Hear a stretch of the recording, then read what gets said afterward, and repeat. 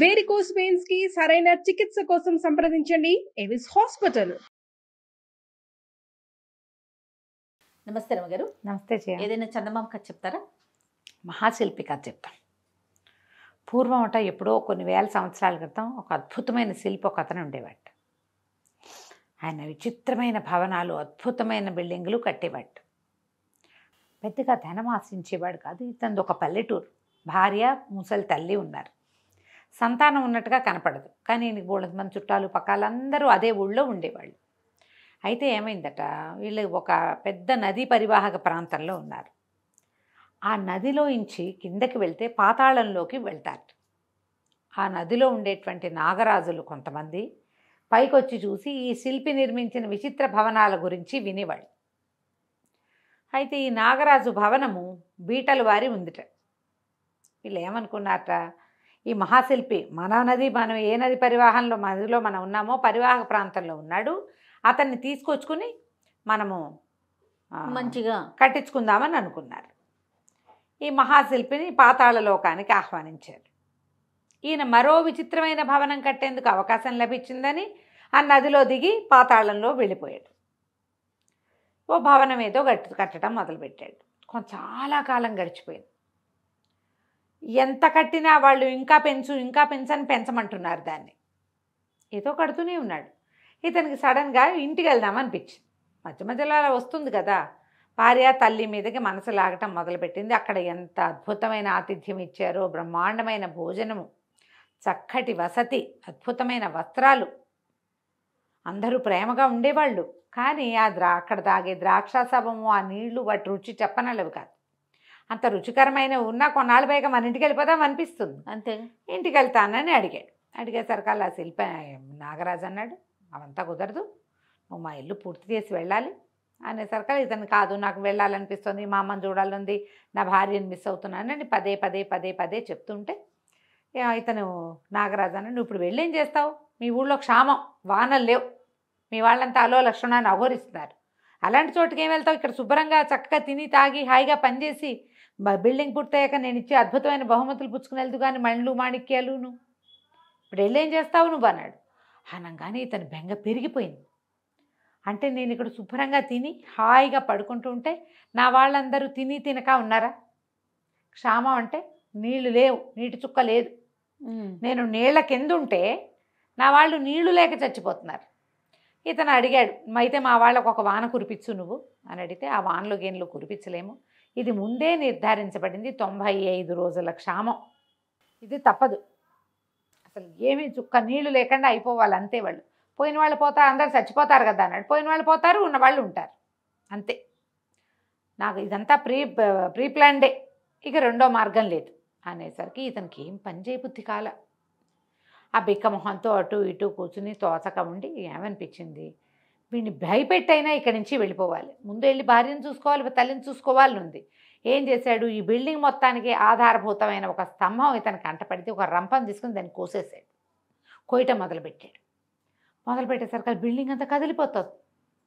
బాగా నిర్మించిన భవనం ఇంకా మెరుగులు దిద్దుతున్నారు దానికి. హడిలిపోయారు అందరూ, బిల్డింగ్ పడిపోయేలాగా ఉందని. నాగరాజు పరిగెత్తుకొచ్చాడు. ఏం చేస్తున్నావు అంటే, నీకోసం నేను ఆకాశహార్మ్యాలు నిర్మిస్తుంటే మా ఊళ్ళో వాళ్ళకి నువ్వు వానన్నా కురిపించనన్నావు, నన్ను కంటితో కూడా చూసి రానివ్వటం లేదు అనేసరికి ఆయన చేతులు పుచ్చుకుని ఆపాడు. వద్దు చూస్తావు అంతే కదా మీ వాళ్ళని, పోనీ కనీసం మా ఊళ్ళో వాన పడేలాగా చెయ్యి, మా ఒక్క ఊరికి వాన పడేలా చేసినా సరే అని అడుగుతున్నాడు. ఆయన ఒప్పుకోవటంలా. సరే ఏమన్నాడు, సరే మీ వాళ్ళని చూసిరా అని చెప్పి తన పై బట్టని, ఉత్తరీయం ఉంటుందిగా, దాన్ని ఇతను నెత్తి మీద కప్పాడు. పైకి వెళ్ళి చూసిరా అన్నాడు.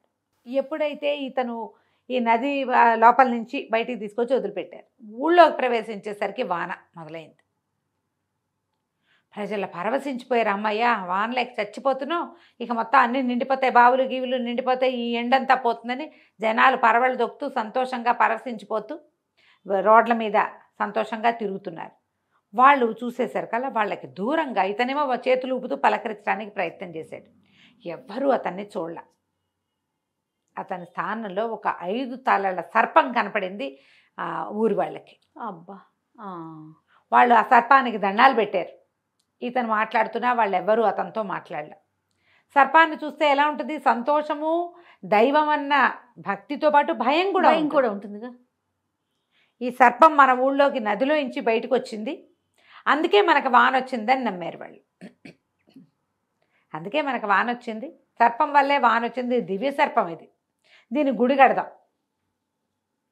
నీరుంటే మిగిలినవన్నీ ఉన్నట్టే. వాళ్ళకి సంపద ఉంది అందరి దగ్గర, నీరు లేదు. నీరు లేకపోతే సమస్య కదా. అంతే. గాలి నీరు ప్రాణాధారమైనవి కదా.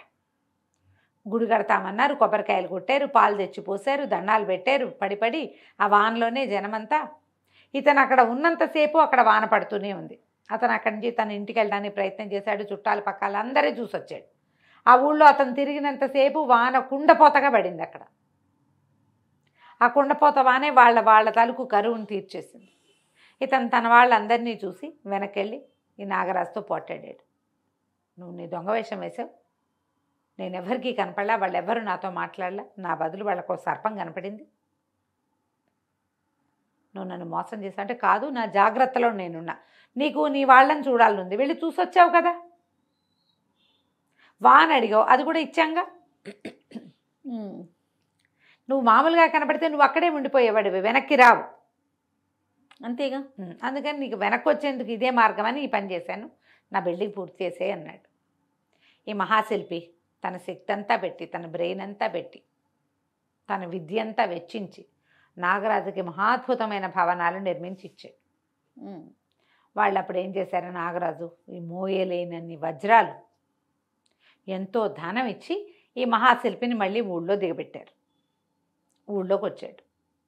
వచ్చేసరికి అందరూ పలకరించారు, వచ్చాబా, నువ్వు లేనప్పుడు మన ఊళ్ళో ఏమైందో తెలుసా, ఒక మహాసర్పం వచ్చింది, మనకు అసలు కరువు, అప్పటికి 60-70 రోజులుగా చుక్క నీరు లేదు, 2 నెలల నుంచి నానా ఇక్కట్లు పడుతున్నావు, తినే తిండి లేదు, తాగడానికి నీళ్ళు లేకుండా ఒక మహాసర్పం వచ్చింది. ఆ సర్పానికి గుడి కట్టావు, నువ్వు వచ్చి ఇంకా పెద్ద హర్మ్యం నిర్మిస్తావు ఆ సర్పానికి అనుకుంటున్నావని ఆ సర్పం గుడికి తీసుకెళ్ళి చూపించారు.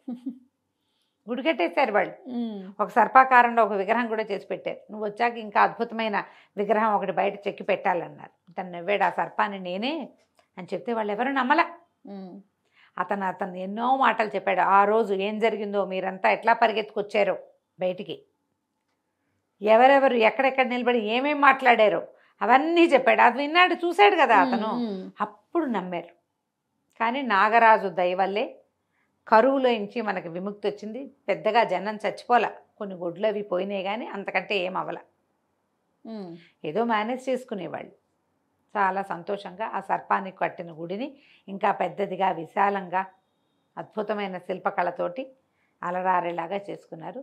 అప్పటికి ఏదో చిన్న ఊరు పేరు ఉండేది, అప్పటి నుంచి ఆ ఊరికి సర్పవరం అని పేరు వచ్చిందట. కంచికి మనం ఇంటికి. బాగుందండి. నమస్తే. నమస్తే జయ.